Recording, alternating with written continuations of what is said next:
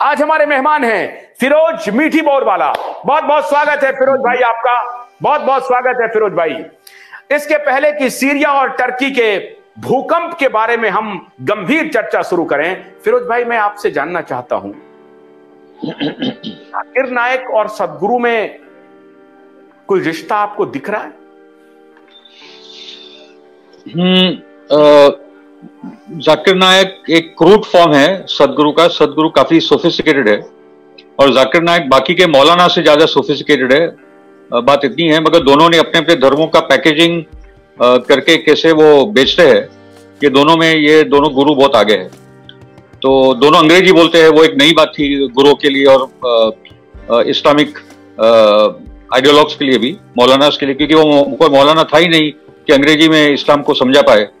तो Zakir Naik suit boot tie वाई पहनकर आ गया था, अंग्रेजी में बोलता था।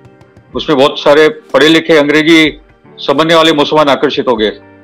और ऐसे ही सदगुरु के पीछे अभी उसी किस्म का पढ़ा लिखा हिंदू तबका दौड़ भाग रहा है, एक सोफिस्टिकेटेड इंटेलेक्चुअल अंग्रेजी बोलने वाला जो मैटर है। मगर अभी जो एक डॉक्यूमेंट्री आई है सदगुरु के बारे में, जिसमें बहुत सारे तथ्य मौजूद है, जहां तक जहाँ शिव जी की प्रतिमा बहुत बड़ी खड़ी की है सदगुरु ने, वो भी आदिवासियों की जमीन हड़प कर की है, और बहुत सारे तथ्य है, वो सब बातें आई। मगर ये धर्म गुरुओं से अपने अपने धर्मों को बचाना, और जिनको अपने धर्मों में सही आस्था है और जो अपने धर्म को मानवता के लिए, कंपैशन और प्यार मोहब्बत के लिए मानते हैं, हम जैसे लोग को आकर अपने धर्मों को रिक्लेम करना और उसके साथ खड़ा होना बहुत आवश्यक है।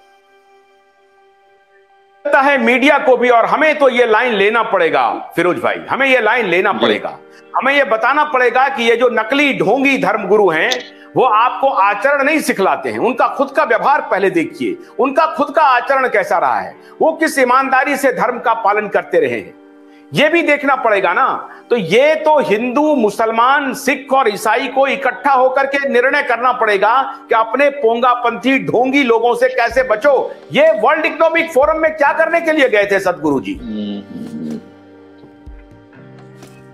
क्या है फिरोज भाई, सदगुरु का रिश्ता क्या है? और ये जाकिर नाइक को भी लाइए खींच करके इसमें।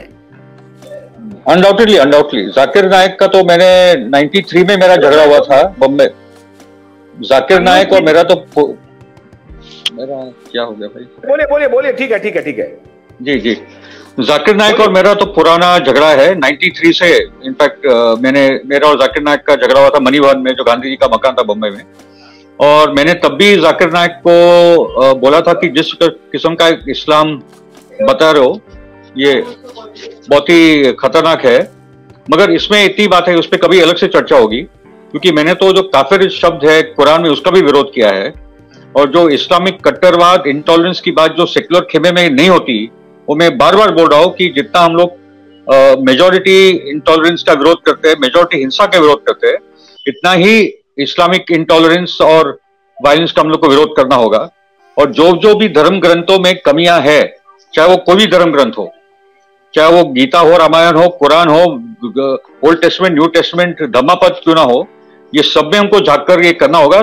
दूसरे कल्चर ने किया है, भारतीय कल्चर में होते रहा है, इस्लाम में कम हुआ है, मगर अभी एक प्रोग्रेसिव मूवमेंट मुसलमानों में खड़ी हो रही है, जो औरतों के मस्जिद के अधिकार, चाइल्ड राइट्स के सवाल को लेकर, प्रॉपर्टी के मुद्दे पे, पॉलीगैमी के विरोध में। आप तो जानते हो ये लगातार हम लोग कर रहे हैं, और ये काम मैं लिख रहा हूं और इस पे बहुत कुछ काम हो रहा है, और इस पे अलग से आपको एक कार्यक्रम भी करना चाहिए।